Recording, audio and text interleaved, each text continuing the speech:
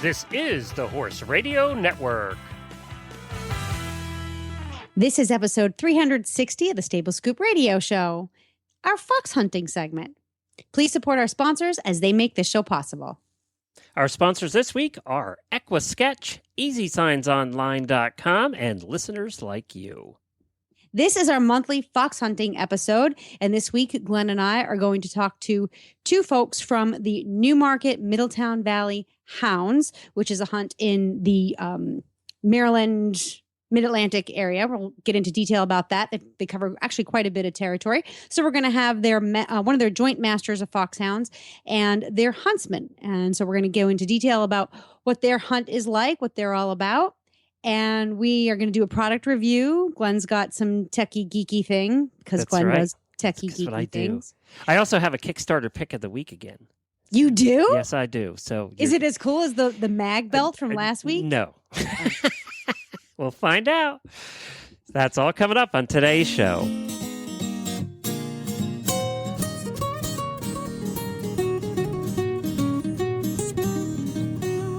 Welcome to the Stable Scoop, with weekly shows delivered right to you. With Helena and Glenn the Geek, live from the stable, it's every week. They bring you the news through hail or high water, while using their tails as their own fly swatters. So sit on down and laugh till you poop, cause it's time again for Stable Scoop. Stable Scoop. The Stable Scoop. Stable Scoop. I'm Glenn the Geek. And I'm Helena B. And you're listening to the Stable Scoop Radio Show on the Horse Radio Network. Well, howdy, Helena. How are things Glenn. up there in Rhode Island in the middle of summer? Middle of summer is wonderful. It's a great time to be living at the coast. It's a very busy time. And have you been down on the beach every day, just sunning yourself? And I have had. It's been an extremely busy time from the middle of June until today. It's been full of family, which is wonderful. So you haven't been down on the beach getting a suntan in your bikini? No. No. We've been down at the beach, but, wrangling kids and blankets and giving tours and stuff, which is really my favorite thing to do in the summertime. And, but yeah, so we've been down at the beach. We've been over to Newport a couple of times. And I saw pictures from yesterday. You were over at Newport. Yes, yeah. My cousins are in town. When you come from a big Italian family and you're an only child, your cousins are... we grew up, we all grew up together. We, basically live a couple of blocks from one another. So they are like siblings, and they live down in the Carolinas. I don't get to see them very often. So we had 9 guests here for a couple of days. Yeah, it's awesome. And, it's a mix of kids and adults, and it's really... I'm just right in my element when that happens. So I took them over to Newport the other day, and you are lucky to live so close to Newport, because Newport's one of my favorite places. Well, Jennifer and I had our honeymoon. We went to Newport, Rhode Island. It really is. Yeah. If you're listening to this from any other part of the country besides New England, I assume if you live in New England, you've been to Newport at some point. But if you haven't, it is so worth it to go. One of the things I love about Newport is that it's full of boat people, and boat people are very, very much like horse people. Okay. I don't even want to say the difference is like horse people's, main athletic equipment has a brain. Boat people are on the ocean, and the ocean has a brain. It really does. It does. It really does. But they have the same kind of passion, for their equipment, for their boats. We have for our horses. And they spend more money than we do. It's one of the very few sports we can say that. They really do. And they're gearheads, because their gear keeps them alive. Our gear keeps us alive. They have a great respect for the capabilities and the challenges of the ocean. We have a great respect for the capabilities and the challenges of our horses. There are any number of things you can do on the water with your boat. There are any number of disciplines you can ride with your horse. So there are a lot of similarities between the two sports. So I just go into the city with this, inherent respect for the people who are in the marine industry. And of course, it's just a lot of fun to do something that doesn't smell like manure for the day. Well, and of course, Newport's known for its mansions. You have to do the mansion tours, and then also the Tennis Hall of Fame is in Newport. Yep, which they just completely Oh, really? Oh my God, it's awesome. Yep, Oh, wow, I have to grass see that. courts, new building, beautiful. Yeah, Really one of the other things they have in Newport, and we've been to quite a few of them, is the festivals they have there. They're always having They're always having a party for something. It's So yeah. the place is just hopping, and you know what? They even have really good stuff in the winter now. It's just completely a year-round destination. And the other big thing, which I didn't even know about until I moved here, at the end of the summer or in late August, they have the Newport Coaching Days, they call it, and it's a tribute.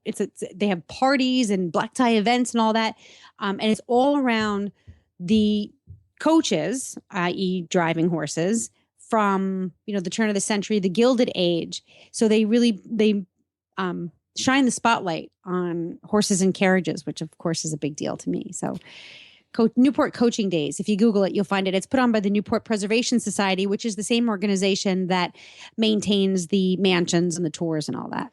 David Saunders, who hosts our driving radio show once a month, who's a coachman for Gloria Austin, will be there with Gloria. They're bringing one of their coaches up and all the horses, and they'll be there for those days. It's her first time coming up to the Newport Coaching Days. So and she's one of the biggest coaching drivers in the world, has driven on every continent, has driven a coach on every continent, except, I think, Antarctica, which is kind of hard to get them there. So we'll forgive her for that. Yeah. Well, we have fun coming up. We're not talking about coaching today. We're talking about fox hunting. Yay! It's the monthly fox hunting episode. And right after this commercial, we're going to come back with a couple of guests that were referred to us by a listener of ours, Angela Bailey, who I know has been listening for a long time. And she sent us a note, didn't she? She did. She said, "You guys have to talk to my friends." No, she was very eloquent. And she said, "I think it might be a great episode for the Horse Radio Network, for Stable Scoop, if you talk to Allie and Kate from the Newmarket Middletown Valley Hounds. Alistair, he goes by Allie, and Catherine Byron, who is one of their joint masters. They are coming on to talk to us today about their hunt and what's unique about it, what's fun about it. And you'll have to listen, because they're a great bunch. They're a really great bunch. And I love the fact that I might be able to, catch a ride and go out with them. And this is if anybody knows their map, this is in the middle of Maryland, near a town called Frederick, right to the west of Frederick, I would say. And their territory is pretty big, and I'm sure they'll talk about that too. Yeah. This is the Newmarket Middletown Valley Hounds, right after this word from one of our sponsors. Jamie and I have been raving about the Equity Flex and Fork and Shake and Fork for months now, and some of you might be saying they are just saying all of those nice things because they are getting paid to. Well then, let's hear from some other people about what they think. Here is Flex and Fork user Eric Bates, Pasofino owner from Kentucky, on their sturdiness. I've been using the Flex and Fork for almost a year now.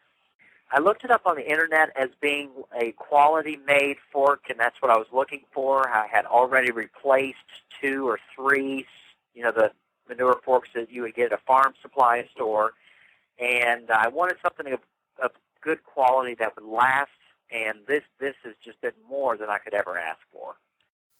With the Shake and Fork, you save time and money by just using this motorized fork every day. Here is Leslie from Horse Nation on how much bedding she is saving using the Shake and Fork. It really does. It helps you sift through, so you're not throwing out as much. I think Equity says that the forks probably save you $1 a stall per day in between bedding saved and labor, time you're saving, and I believe them for sure. And then there is our terrific listener, Aubrey, who cleans barns for a living, on how much time she saves with the Shake and Fork. It's funny because you have to kind of slow down when you do it, just because you have to let the fork shake for a second. And so it kind of took me a little while to say, okay, just slow down, because I tend to do them a little manically anyway, just because I have so many to do. But you do them faster. Even though you're physically moving slower, you're doing the stalls faster. But a couple of the barns that I do use sawdust, and it's amazing how fast I can go through those barns. And it's pretty much cut down half, and I'm using so much less shaving, so it's going to end up saving a bunch of people a bunch of money of the barns that I do. Okay, you have heard them. It's not just Jamie and I saying this. What are you waiting for? Go to equitymfg.com and get yours today. equitymfg.com. You will thank us every single day.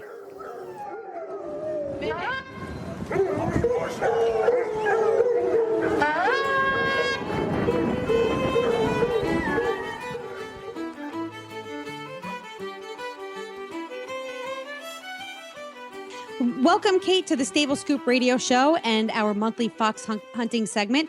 We are happy to have you. You are one of the joint masters of the Newmarket Middletown Valley Hounds. Is that right? That is correct. Yes, it is. Okay. How long have you been with this hunt?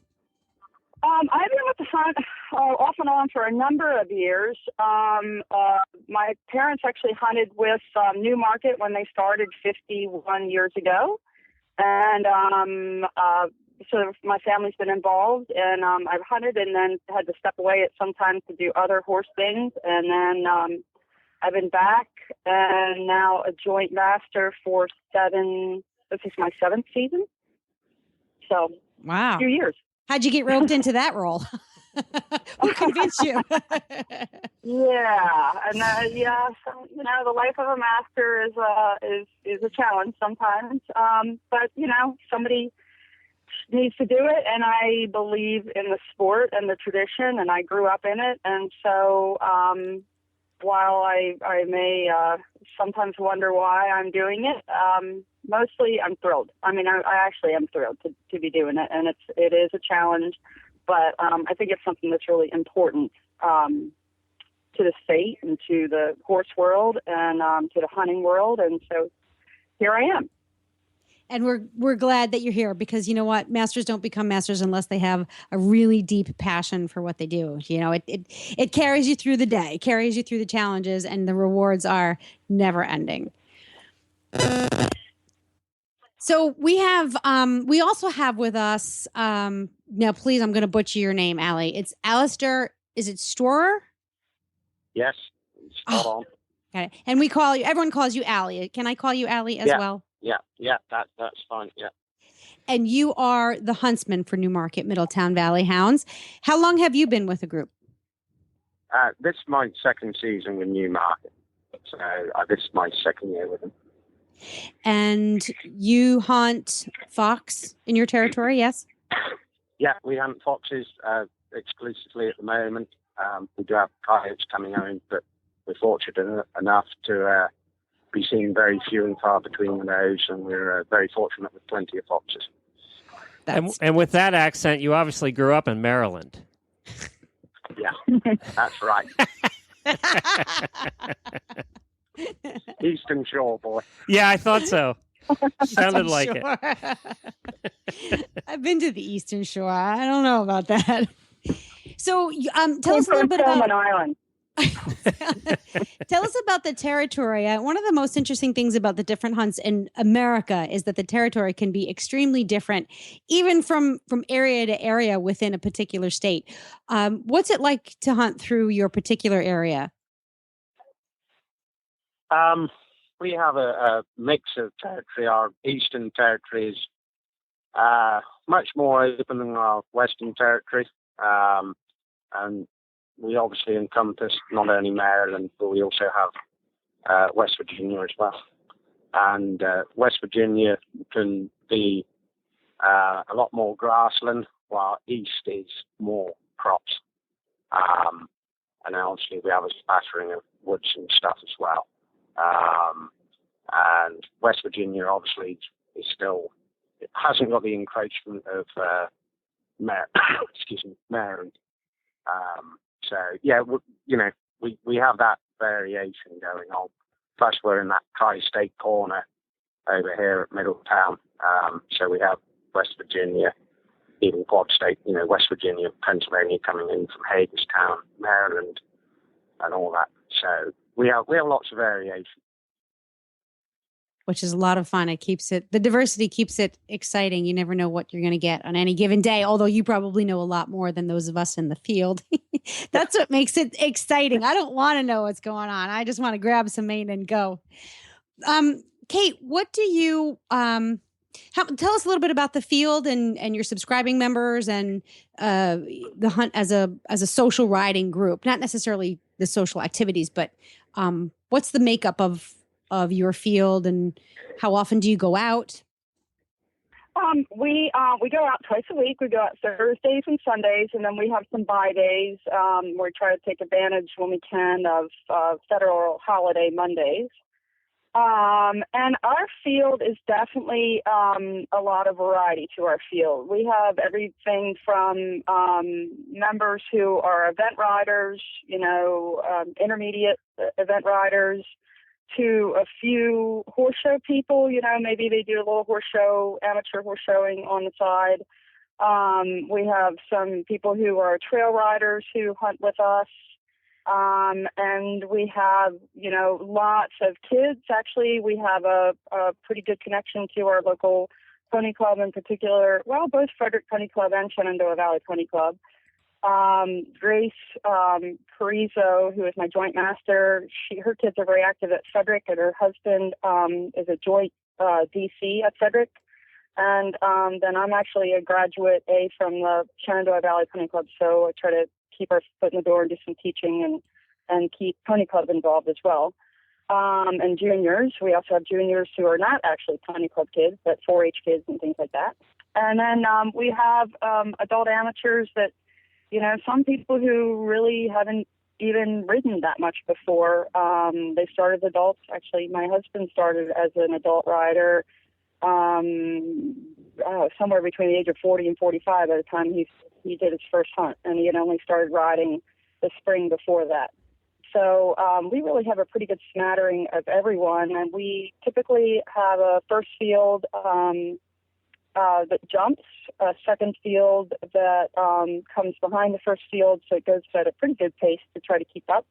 And then we'll offer a third field / hilltopper field for less experienced riders who, want to just get an introduction to things and also an opportunity to get green horses out. And, with the goal being hopefully everybody, improves with their riding and their hunting and wants to move up. But, that's not certainly a requirement. If they're happy in the third field, then that's all right. That's where they are. So we try to accommodate everybody that we can. Hunting and Maryland kind of go together. You guys have been hunting since like the 1600s in Maryland. Wasn't it one of the first states that really started hunting here in the United States? First areas? Yes. Yeah. Yeah, it is. And in fact, then some of our territory is certainly a territory that George Washington and others would have been hunting as well in the western, western Maryland area, West Virginia as well, because we have territory that goes almost all the way south to towards Charlestown in West Virginia. So, between certainly Maryland and the other side of the river, we're trying to keep that sport going.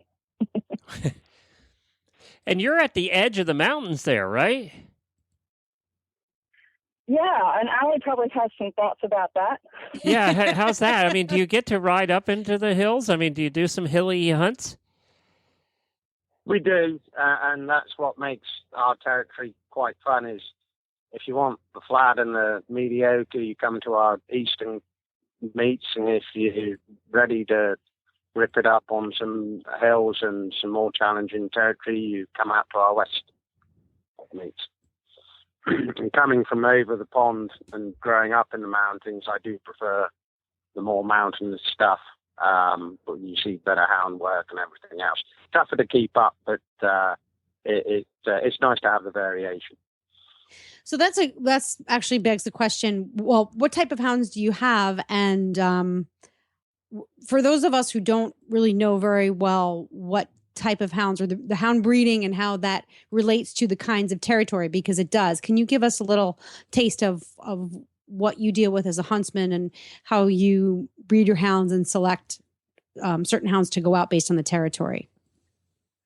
Yeah, I mean, at the moment we've got about 20 couple, hounds counted in couple, which is 2. So we've got about 40 hounds in kennels at the moment. And we're predominantly at the moment a crossbred pack, which is if people want to look it up, a crossbred foxhound is a little bit of a mix of breeding.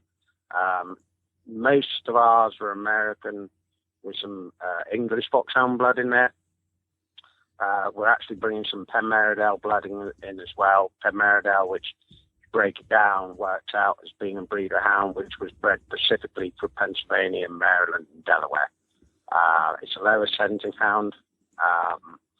The hound can have drive in speed, but it has a lower scenting capability to stay with the quarry. An English hound, because back across the pond it's much wetter, the scent lies thicker.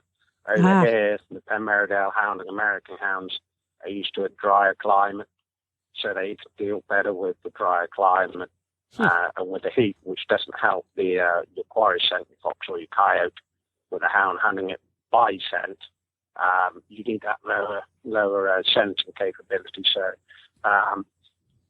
I take out 18 and a half couple, more or less. If you're able to go hunting, you go hunting. Our hounds are very happy, very biddable, which comes from the crossbred of the American line, Penmeredales as well. And you just want a hound that wants to hunt and stay with a quarry, and not necessarily be like a greyhound where you may fly out the country. There are other packs out Colorado with 30,000 acres and can just gallop all day.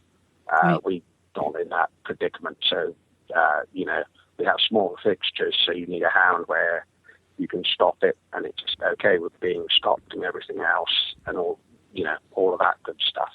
At the moment we're predominantly a crossbred pack with a spattering of American and Penmeredale in there, which with the Penmeredale being bred for this region, there are a lot of packs around here that have Penmeredale and they were bred and they work for this, they've been around for a couple of 100 years. They work for this region specifically because of the woods and the hills. They have a big voice on them, unlike necessarily an English hound where you have to be right up with them. A Penmeredale pack, you can take 9 couple of hounds out. I think you've got 20 couple of hounds out. They make a lot more noise. So, that's where we are at the moment. And you have puppies every season? You breed your own as well? Yeah. We usually have a litter or two every year just to keep numbers in the age of the pack right. We swap with other clubs and stuff. Different hounds work for different people, so it's a little bit like a jigsaw. You take a piece out and trade it out and do different stuff and just try to get your pack where you want it to be in producing the best sport for your members to be able to see hounds hunting and run and gallop and be able to produce a sport that everybody enjoys. Excellent. And I know we're going a little bit off on a tangent, but I find this absolutely fascinating. How soon, or at what age typically, when your puppies are developing, can you, or your younger hounds, can you tell what part of the pack they're going to be best in, or what their job is going to be, what their individual talents are going to be? At what age do you start to say, yeah, this is going to be a good hound for my pack, or maybe not? Usually from, their first year of life, they're either out with members, learning about just life in general, and then come back, and then they hunt from a year old onwards. So usually from like 2 up to 3, 4, 5. By the time they're 3 and 4, they need to be a crucial team player. Otherwise, you're like, you need to move on. Yeah. So, 1 year to get going, 2nd year, let's get you really settled. 3 and 4, and 5, you need to be the bulk of the game. And, pulling your weight and proving your worth and being out there every day. Got it. I do have a question, Kate. Do you go to Huntsman R Us or something in Great Britain to find them? Because we have never talked to one that isn't from Great Britain somewhere. No, thankfully, Allie brought himself over here so that we didn't have to go there to find him. Okay. Allie, Allie, is there any Huntsman left in England or Huntsman in Great or Britain? us. I feel a business model that's coming right, on. yes. They're all over here. There certainly are. Actually, a good friend of Allie's was here hunting for several years and actually just went back to the UK to hunt. So, it's kind of nice that we can trade across the pond a little bit. But luckily for us, Allie was here. He was a first whip at Blue Ridge for a number of years and then had gone on to hunt a few other packs in the U.S. and Canada, and we had been fortunate enough to meet him and know him when he was at Blue Ridge. And so when Robert Taylor decided that he was going to retire from hunting our hounds and concentrate just on Goshen Towns, we picked up the phone and tried to talk Allie into coming down to Maryland and hunting our hounds because we really hoped and thought that would be a good fit. And I think that it definitely is.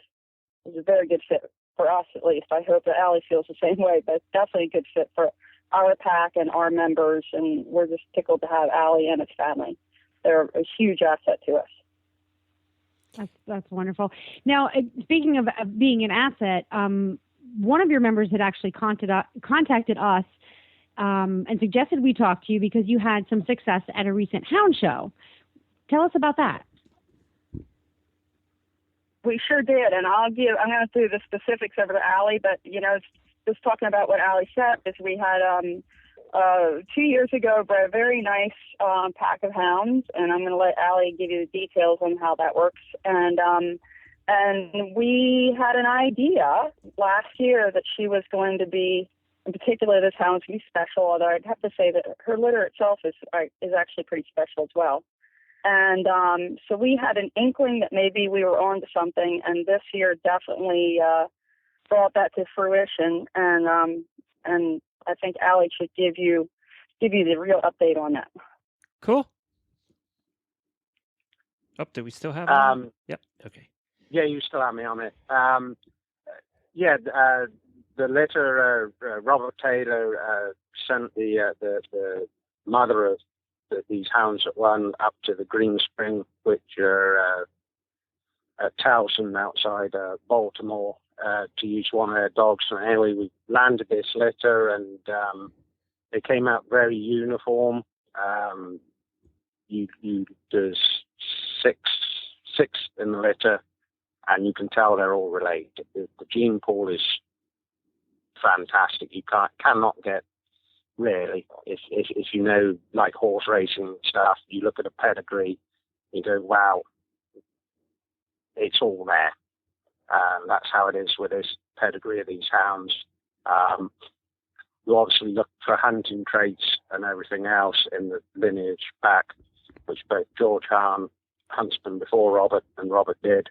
And then confirmations. I mean, hounds, horses, any athletes, confirmation is everything. You need to have the right confirmation for it to be able to succeed. And these gentlemen were able to arrange, obviously there's some luck involved as well, but, the knowledge is there on paper that the gene pool is correct, and then the rest you leave down to the grace of God. But they came out very nice, and we were fortunate enough last year to go to Bryn Mawr, and this one hound widget did very well. And a year on with she's now 2. She had a year to mature, and as Kate said, we've had a gut feeling that we were on to something, and it came fruitful this year, able to produce it to the high conditioning and turnout that she was able to go all the way, and for all of us able to win Bryn Mawr Grand Championship.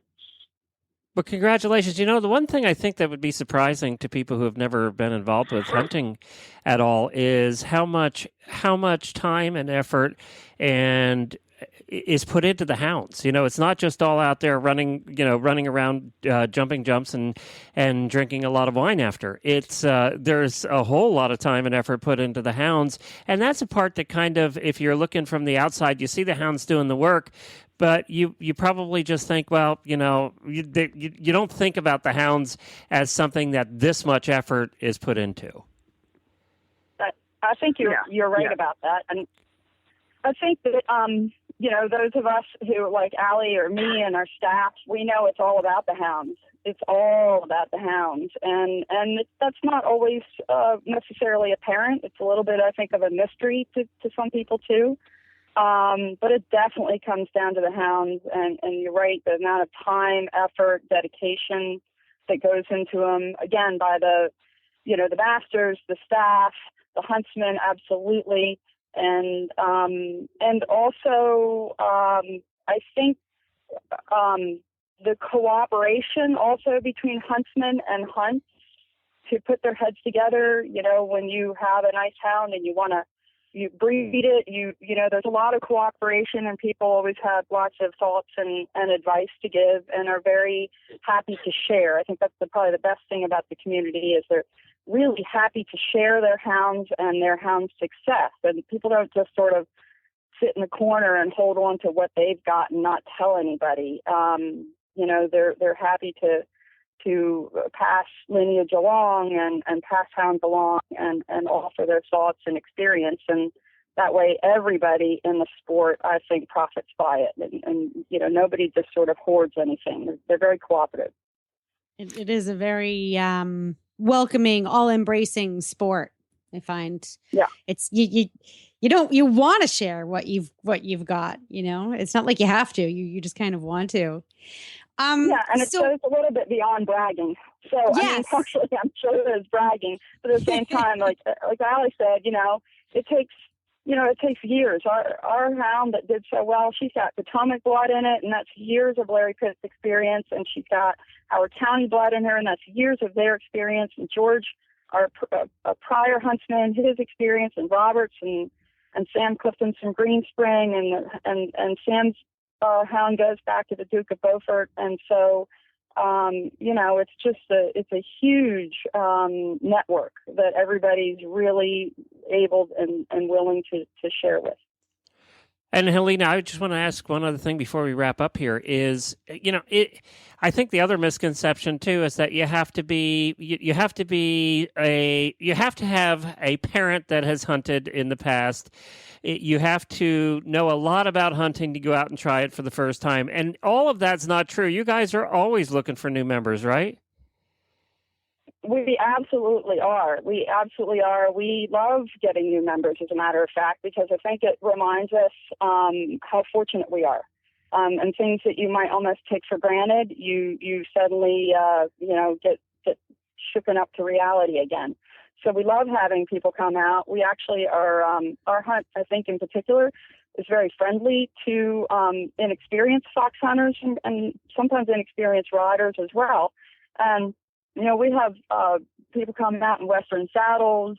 While we love, of course, and people love to be very traditional in their attire, we tend to be a little bit more relaxed, especially because we want someone to be comfortable and have fun their first time out or their first several times out until they decide they want to make a commitment to it. Because it is a commitment. There's no question about that. But we really want people to have fun first, and then we'll worry about all the rest of the. Then you'll torture them later. That comes after. Yeah. That's when you add. Exactly. This is what we call adding a degree of difficulty. Yeah, that's right. Just get there first, stay on second, and then you know what? If you be neat, tidy, and safe, and then you can add the degree of difficulty about what you're wearing. Exactly. It's amazing. And somebody's been there like 3 times, and then they suddenly go, "Where can I get a hacking jacket? Where can I get a sock? Where can I get this? Where can I get that?" And fortunately, we also, where we're located, have a great access to consignment tack shops in Maryland and in Virginia, so that you don't have to spend a fortune. Yeah, you do. You probably have the best consignment shops in the country, actually, down in your area. And you know what, too? Everybody's always willing to share their stuff. Oh yeah. from trailers to stocks to vests to gloves. Like you said, it's that sharing thing. You it's just so supportive. So if you don't have something, there's usually somebody in your field who's willing to lend it to you. Absolutely. Sometimes even a horse. Yeah, absolutely. Absolutely. Now, one other question along that lines. They don't have to be members to come out. And let's say somebody just wants to try it once and has never done it before. It's on their bucket list. They can come out. There's like a guest fee, right? You don't have to become a member. That is correct. Yes, Okay. we have what's called a capping fee for someone to come out. It's $75 for an adult and $25 for a junior. It's a lot less than an entry fee for the day at a horse show, which is kind of a lot less. Yeah, exactly. So, and the best thing they can do is to reach out to contact the joint master or the honorary secretary. And then, we can give them details and try to answer questions for them because everybody always has questions before they come out, and that is okay, and that's expected. So we're prepared for that. We want to be able to set them up for success so they have fun on that time out. And, and even at this time of year, like we have lots of hunt trail rides that are both fundraisers and opportunities for people, again, to go out and ride in a group across country, to get their horses used to riding in company, especially, if they're used to just riding in a ring. They want to start understanding terrain and territory and crossing streams and going down little banks and going over tops of rocks and looking out for, just looking out for themselves. And it's a different kind of riding, but it's, really very achievable with a little bit of time in the saddle. So where can people find out more about your hunt or possibly join? We have a New Market, Middletown Valley website. And if they Google New Market Middletown Valley Hounds, that will put them there. And I should actually probably have for you the exact website, which I do believe is www.nm, as in New Market, -MVH, MiddletownValleyHounds.com.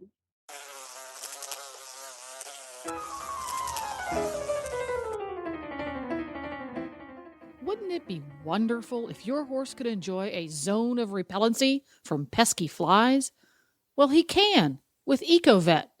EcoVet is an entirely new type of fly repellent that is safe for horses and those applying it, offering a real alternative to toxic pesticides like pyrethrins. EcoVet confuses an insect's normal directional ability, the bug's GPS, if you will. So if it can't locate your horse, it can't bite your horse. Dr. Wendy Ying from the Driving Radio Show has been using it in South Florida, also known as the Jurassic Park of biting insects, and she just loves it. EcoVet's active ingredients are naturally occurring food-grade fatty acids that have been clinically shown to improve the condition of horses with difficult-to-treat sweet itch problems. EcoVet is effective on mosquitoes, ticks, no-see-ums, as well as flies. You can visit EcoVet online at eco-vet.com for more information or to order. You can find EcoVet at Dover Saddlery Stores and EcoVet's on Facebook. Just search EcoVet, ECOVET.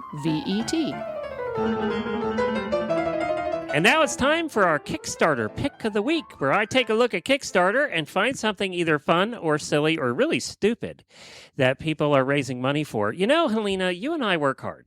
You work hard doing marketing for people, doing websites, doing graphics, doing all of that, trying to scrape out a living and pay your bills up there in Rhode Island. Jennifer and I each work about 100 hours a week trying to keep the Horse Radio Network going and, make a living doing this. And we're scraping by. And then there's guys like this Chase Trevitt guy who just has this dumb idea, puts it on Kickstarter, and raises all this money. So he put this thing on Kickstarter called the Slip Cup. Have you ever played beer pong when you were in college? Yes. I don't know the last time I played beer pong, but it's been a long time. Well, beer pong, and I kind of have to. Do you think anybody doesn't know what beer pong is? No. Okay, so you have the red At solo least not cups. our listeners. Right. You have the red solo. Good point. You have the red solo cups that you usually play beer pong with, right? And because those are the ones college kids can afford, and you put a little bit of beer in the bottom or whatever alcohol, and then you're trying to put the ping pong ball from across the table into one of the cups. And when you do that, the opponent has to drink what's in the cup. Well, this guy by the name of Chase always thought it was disgusting that you have this ping pong ball that lands on the floor all the time. You're chasing it around the corner of this usually fairly disgusting place that you're playing beer pong, and then you're taking it and you're throwing it in a cup, and then you're going to drink out of that cup. So that bothered him, so he invented the slip cup and is on Kickstarter trying to raise money. You want to hear a little bit of the video? Okay. Here we go. I know. Through the... Hi, my name's Chase. That's Chase. And I'm one of the creators of Slip Cup. We created Slip Cup to take the mess out of beer pong while putting the fun back into it. Let me show you why Slip Cup is so great. Slip Cup does not change a single aspect to the game of beer pong. It only takes the mess out of it. The Slip Cup fits into 16 and 18 ounce disposable cups and prevents the dirty ball from landing in your beverage.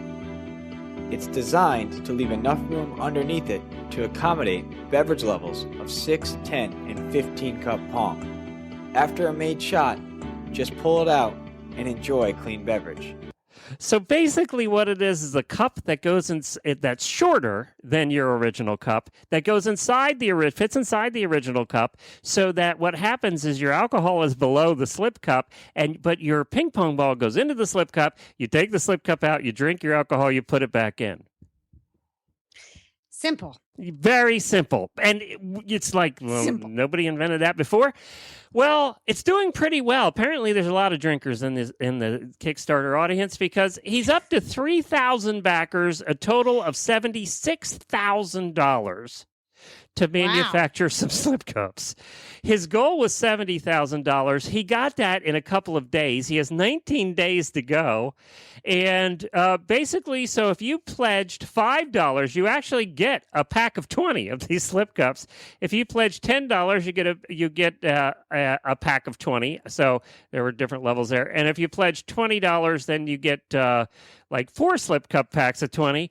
So it was pretty cheap, which is why I think people are doing this. And apparently other people have thought about the fact that the ping pong ball is going on the floor where the cat hair is, and then you're taking it up and just throwing it back. Now, usually... That's what I do with my English muffins. That's right. Yeah. And you know what? You're usually too drunk to even care, right? I mean, so it's not a problem. You don't even need to be drunk. You just need to be a little buzzed. To not care. Why are we working so hard when there's things like this to be invented and sold? Yeah, I know. Ugh. You know what? People buy things. I know. Sometimes people just buy things. They don't even want to use them. They just buy them because it's a cool idea. It's just a cup and a cup. I think there's some like psychology word for that. Like, I want to buy this just because it's cool and I want to buy it. I don't even have to use it. It's just so cool I have to buy it. I think there's some kind of like emotional attachment to that. By the way, in the video, they show Chase, and he kind of looks drunk when he's doing the video. I just have to say, he looks a little stoned when he's doing the video. You know why? Because his cup isn't slipping out of his hand. He's getting every last drop. All right, that was my silly one. Now there's another one. This one, you want to hear a little bit of this one too? Okay, let me just play a little of this one. Okay. Hello, Kickstarter. I'm Tim. A couple of years ago, I was in bed trying to get to sleep after a busy day, and I realized just how much of my life I wasted trying to get to sleep. On trains, on planes, in festivals, and in my own bed. I wanted a natural way to help myself get to sleep better that fit in my busy lifestyle and didn't involve drugs or earplugs. This inspired me to create Cocoon, the world's first sleep-sensing headphone that helps you relax and sleep better anytime, anywhere. Audio is one of the most effective ways of helping us relax and switch off naturally. Whilst normal headphones get uncomfortable and hot, our patented comfort technology keeps the Cocoons cool and comfortable, even in bed. Cocoon accurately tracks how deeply you are sleeping, using its EEG sensors. It then uses this information to adjust your audio as you fall asleep. This ensures your audio doesn't wake you and is better tuned to block out external disturbances. We realised that to ensure we had a quality product, we would need truly world-class audio. Cocoon's partnership with OnCube ensures that the high-definition Bluetooth audio sounds fantastic, making these great everyday headphones as well. We all have a natural sleep cycle. An alarm clock will wake you up regardless of when's best for you. Cocoon's intelligent alarm identifies the perfect time for you, so you can start the day feeling alert and refreshed. The EEG sensors and app give unparalleled accuracy and insight into your sleep, helping you track and improve your sleep over time. Cocoon's packed down to the size of a book. The perfect travel. So basically, it's smart headphones, and they have these sensors. When you get an EEG, where they hook up the little electrodes to your head, and you go to the hospital for that, or if you have sleep apnea or something, you go to the sleep center. They hook these little electrodes up to your head, and that's what they have built into these headphones. So what happens is it'll play the music a little louder till it knows you're starting to get sleepy, and then it tones the music down. When you're totally asleep, it takes the music away, and then when you have it set up like you want to wake up between 1 and 1:30, you give it a time range, and it determines, okay, he's sleeping less heavy, he's starting to wake up a little bit, let's do the alarm now, as opposed to when you're in a deep REM sleep. So, right. So it is really kind of a cool idea. Now, I don't know if they're very flat. They fit over your ears like regular headphones and over the top of your head. They look like headphones. They're kind of flatter than the headphones I'm wearing right now, which are big and bulky. I don't know if I could still sleep with headphones on my head. I'm not sure. They have pictures of people rolling around and sleeping, on a normal pillow with their headphones. I don't know how that would be. You'd have to get used to that, I think. But now this is it. They wanted to raise $100,000, Helena.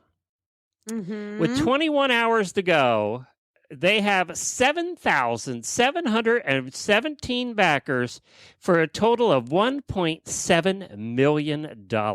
I would. It's yes, that.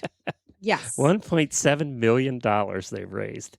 It's, this is as simple as the slip cup. It's a very simple concept. Noise reduction. Many years ago, I had, you call it smart headphones. I had an Audi station wagon, and it was the first time I had owned an Audi or a fancy German car. And one of the things I absolutely loved about it was the faster you went in the car, the louder the stereo would go. Oh, yeah, which seems like that's pretty simple, right? Yeah, and then you would slow down and the audio would decrease. And I thought that was just the coolest thing. And so that was the beginning of my love affair with what I call feedback software. They now call it smart software, smartphones, smart headphones. The fact that these things can tap into human biological feedback versus, the mechanical engineering inside of a car, this can actually tap into the human engineering is wonderful. And, sometimes you're like, I don't want my technology to do too many things for me. I don't want it to live my life. But this is a very simple case of, how do I get more sleep? There's so much clutter and there's so much chaos in the world around us today that you absolutely do need a device like this to cut that down. So I think there's some. I can see this on airplanes, especially. Yes, wouldn't that be nice? Anywhere, long flights, and airplanes, on trains. If you're waiting to commute someplace, whatever. Obviously there will be people who use it to tune out the world when they really shouldn't, but there's a lot of craziness that's going on out in the world that should be it's better out. than cocaine for that purpose. It's Absolutely. This is a healthy or prescription drugs. It's a healthy drug, and it does use. I love it. I absolutely love it. And me, I'm super hard to impress when it comes with new gadgets and gizmos, but this one does it for me. $189 is what they're costing on the Kickstarter. I'm sure there'll be more than that when they actually come out on the website. But it's definitely funded. They got $1.7 million. They were hoping for $100,000, so they'll be in full production, I'm sure. And the video goes on to explain more and more about it. But I just thought, wow, there's a success story right there. The company's name is Cocoon. It's Kokoon. Cocoon EEG headphones. I'll put a link to it in our show notes as well. But there's my two Kickstarter. One kind of silly, and the other one, could come in handy. It would be interesting if you combined what you talked about with the car with the electrodes on your head. That way, when you're starting to get sleepy and you're about to sleep drive, it cranks up the volume of the radio to full blast and wakes you up. I like that. See? You can't sleep drive that way. That's what it should sleep do. Drive. Sleep drive. All right, one more quick thing. Let's do our Tack and Habit segment.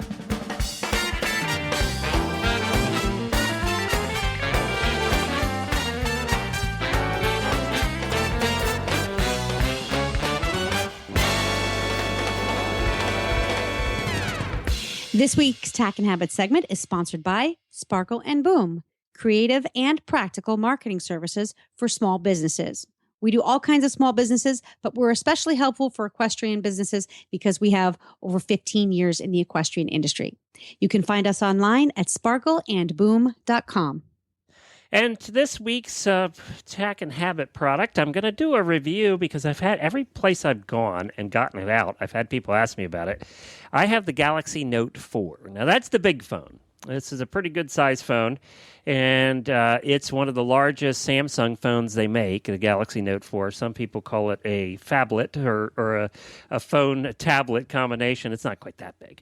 But I've had a lot of questions about how I like it. It's Android operating system, and it is fairly large, and I was a little worried about that, too. I was worried that one, that it would be hard to carry, and that it would get in the way, and that I would, notice it a lot. I love this phone. First of all, I'm getting old, so I'm half blind, and I can really see this phone a lot better. The icons are bigger. The apps just look. Everything is bigger. So when I'm reading emails or texts, I can actually read them now. I'm not trying to and especially when you're typing. And I use Jennifer's little iPhone, and I'm like trying to find the keyboard and the keys on there, and I can't type on the thing. So having a much bigger keyboard is so much nicer for me. I've always liked Android, so that's not a problem. It just works pretty much like any other Android phone, so I'm not going to talk too much about that. Yeah. The two things about this thing. The camera's really good. One of the other complaints I've had about my other Android phones compared to the iPhone is Jennifer's iPhone always took better pictures than my Android phones. This is comparable, if not a little bit better than Jennifer's phone, especially inside. You know how inside pictures with a cell phone just suck? Well, this one's a little bit better than the ones I've had in the past. Video is excellent, but then I think video is good on most phones now. So that's excellent. But the size, I love. Now, I would say if you carry your phone in your pocket, this is going to get in the way. I use a holster. I've always used a holster. So for me, it's no big deal, right? The holster's just a little bit bigger. Yeah. So that's not as big a deal as if you carried it in your pocket, you would notice that you have this. And I have a case on it too. I'm just one of those that drops it all the time. So I have a case on it. The other thing I love about this phone is the battery life. Every iPhone that we've ever had sucked on battery life. You get 3/4 of a day at the most. This thing, if I'm in normal use, will last me a full day from 4 in the morning till 11 at night. And I'll have 40% left. If I charge it every night. If I don't, I get to about noon the next day. And that's with average use doing emails, texts, phone calls. It just is great that way. The other thing that I like about Android over iPhones, and this is another reason I'm sticking with Android, is you can change the battery. So I go on eBay, I buy a battery kit that includes a charger and 2 extra batteries for like $30, and I have 3 batteries for this phone. So I could go 4 days. Like when I'm going to a conference, I hardly ever charge it. I just change the battery out. Yep. So I have like 4 days I can go on the batteries I have, and it takes literally 30 seconds to change the battery out. It is so easy to get the back off. Just pop the battery, put the new one in, turn it on, and you're good to go. It recycles, it turns off and on very, very quickly, much quicker than any phone I've had in the past. So battery life is a big, huge thing on this thing.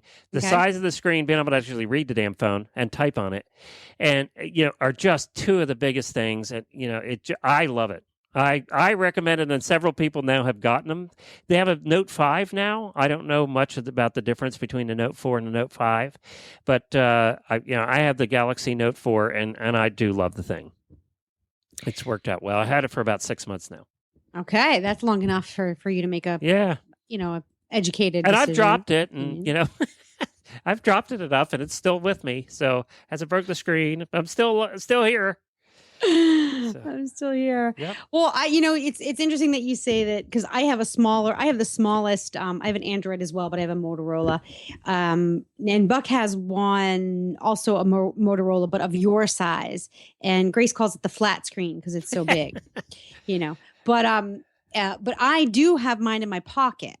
So when I hunt, I put it in my saddlebag. But if I'm just going out for a hack, I don't always have my saddlebag with me. So I like to have it on my person, like in my pocket. I probably could have a holster, but that would interfere with gets on my hips and, bother me. So if you don't, if you had the carrots, if you have the carrots breeches that have the phone pocket in them, these are not going to work. It's just going to be too big. It won't fit.